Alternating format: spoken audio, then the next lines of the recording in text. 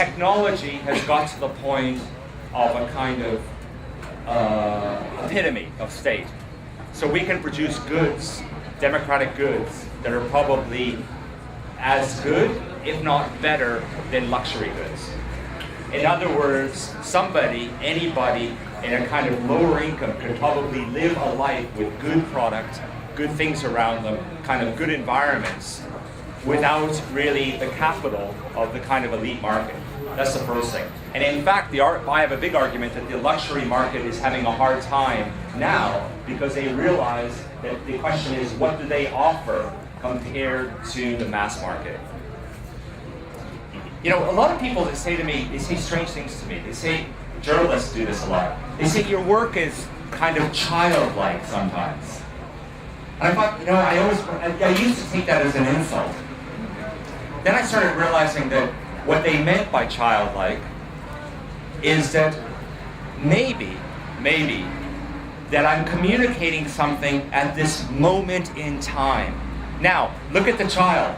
The child has no history. The child has no tradition, has no ritual, has no past. So a child lives in the moment. The child is there now. So design, in a way, bridges the kind of expression, the extension of commerce, the human behavioral aspects, the social aspects, the political aspects. And remember, design is more than creativity by any means.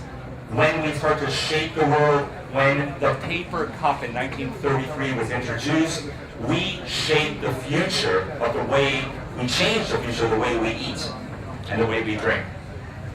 The paper cup created the phenomena of takeout.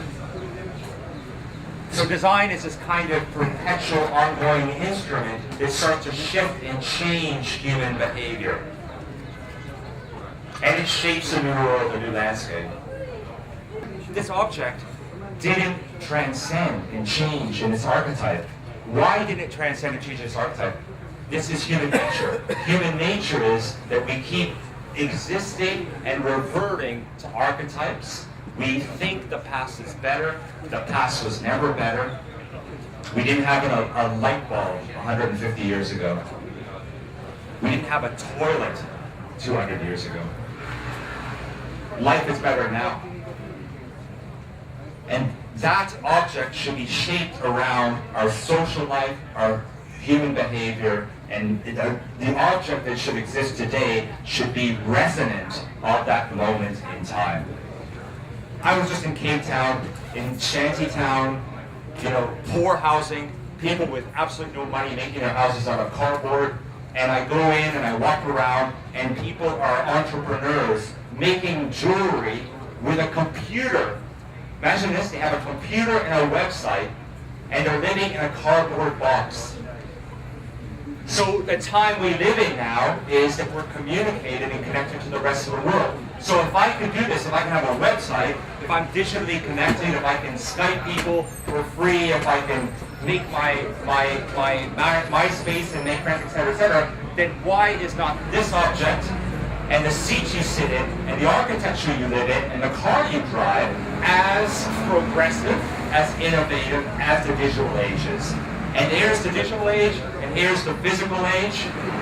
Here's the immaterial world, and this is the material world.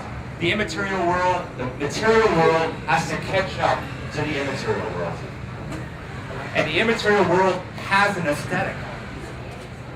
And the material world has to find that aesthetic to catch up to the material world. And it should be inseparable. And it should be an extension. Don't worry about trends. Okay? The important part is you find your position in this world. What you are going to contribute. That's what's important. Okay? Don't worry. Okay? Because usually trends are kind of flippant. They last for a moment. So you have to find your self-expression. It's not a happy job. I think a lot about what I do. It's a lot of work. It's an underappreciated profession. It looks glamorous, it's not glamorous. And you know what? It's a lot of perseverance. You know, everybody says, how on earth do you put 3,000 products into the world? I think the 3,000 products were probably 20,000 ideas. You do a lot, very little gets to market. A lot of companies talk about innovation, and then at the last minute, they're not the least bit interested in innovation. So it's a tough profession. You have to work really hard at it. And it's not all games. You know what? If it was going to be fun and games, I should have just done what I wanted to do when I was 14. I wanted to be a rock star.